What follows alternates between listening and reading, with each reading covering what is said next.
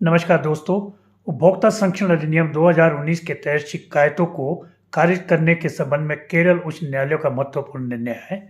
ये जो है 11 फरवरी 2025 का है और माननीय न्यायाधीश न्यायमूर्ति CS डायस ने इस मामले का डिसीजन दिया है और मामला था WPC संख्या 2119/2025 और इसमें जो याचिकाकर्ता थे वो थे सुरेश नाथन और प्रतिवादी थे केरल राज्य उपभोक्ता विवाद निवारण आयोग तिरुवनंतपुरम और अन्य। मामले का जो संक्षिप्त विवरण है वो इस तरह से है। याचिकाकर्ता ने केरल राज्य उपभोक्ता विवाद निवारण आयोग के समक्ष दो शिकायतें CC संख्या 102/2019 और CC संख्या 103/2019 दायर की थी। आयोग ने 8 अप्रैल 2020 को शिकायतों को एक साथ सूचीबद्ध किया और उन्हें 4 जून 2024 तक के लिए स्थगित कर दिया। 4 जून 2024 को आयोग ने CC संख्या 102/2019 को 17 अक्टूबर 2024 तक के लिए स्थगित कर दिया। 17 अक्टूबर 2024 को आयोग ने गैर अभियोजन के लिए शिकायत को खारिज कर दिया।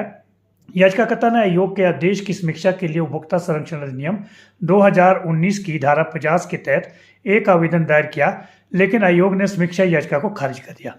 केरल उच्च न्यायालय का निर्णय। केरल उच्च न्यायालय ने उपभोक्ता संरक्षण अधिनियम 2019 की धारा 37B, 38 और 49 की व्याख्या करते हुए कहा कि जिला आयोग को उपभोक्ता विवाद में शामिल सभी मुद्दों पर सुनवाई करनी होगी और शिकायत का निपटारा करना होगा, भले ही शिकायतकर्ता सुनवाई की तारीख पर उपस्थित ना हो।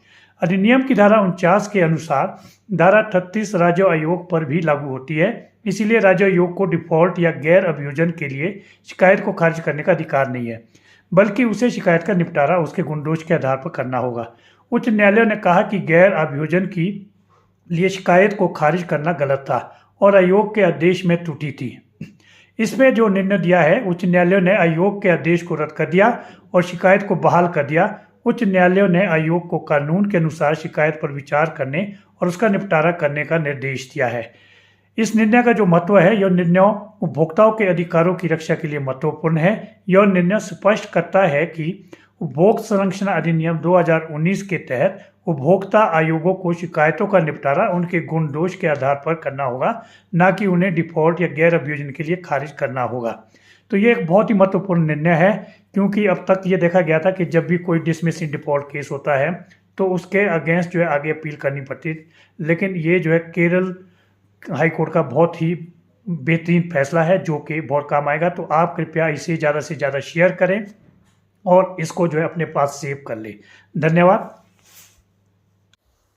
तो लीजिए, अब मैं आपको बताता हूँ कि इस डिसीजन से क्या लीगल प्रोपोजिशंस बन के आई है। तो सबसे पहले है consumer protection act 2019 section 38 procedure on admission of complaint. The court clarified that upon admission of a complaint, the district commission must proceed with the complaint and refer a copy to the opposite party, directing them to provide their version within a specified period. If the opposite party fails to respond or denies the allegations, the commission must proceed to settle the consumer dispute based on the evidence provided.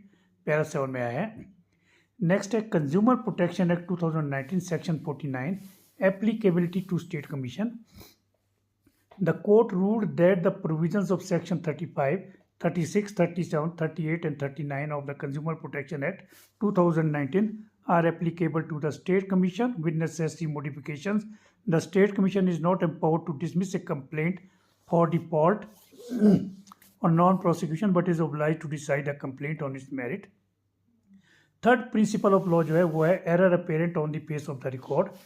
The court determined that the dismissal of a complaint for non-prosecution was erroneous and wrong, as it violated the statutory provisions of the Consumer Protection Act 2019. The court exercised its extraordinary powers to set aside the orders and restore the complaint to the file. और ये case की details है। तो आशा करता हूँ कि ये आपके बहुत ही काम आने वाला बहुत महत्वपूर्ण डिसीजन है। धन्यवाद and God bless you all.